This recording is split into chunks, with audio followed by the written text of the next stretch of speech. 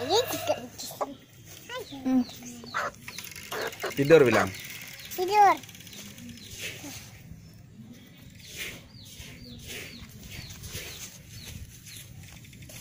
Tidur bilang. Yang kena mukanya.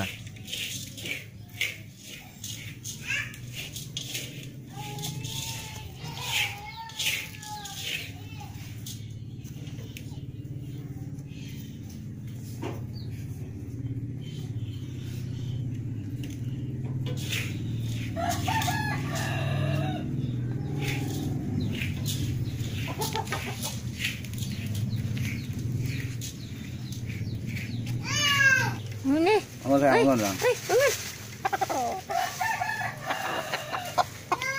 Mau juga gitu ini. Cuma karena gede kali badan. Dan nimbun.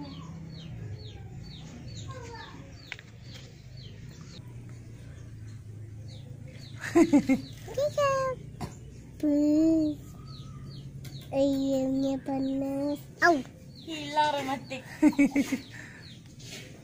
Ayah bangun. Semurat. Boleh cek matanya ini buka. Matanya buka.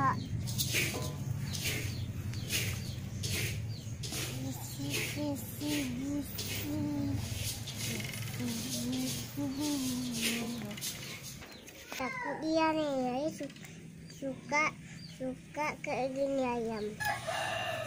Saya mau juga.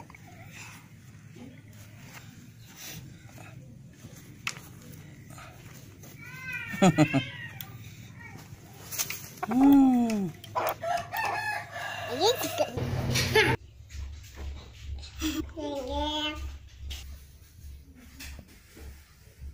Sahabatnya minum limbah dah.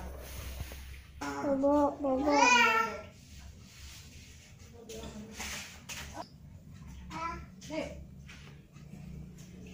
Ya.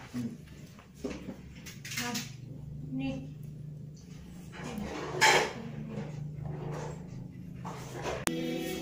Aksi bela Islam kedua digelar Jumat 4 November 2016 yang disebut Aksi 411. Pesertanya lebih banyak dan juga melibatkan massa dari luar Jakarta. Menjelang sore perwakilan massa diterima Wiranto.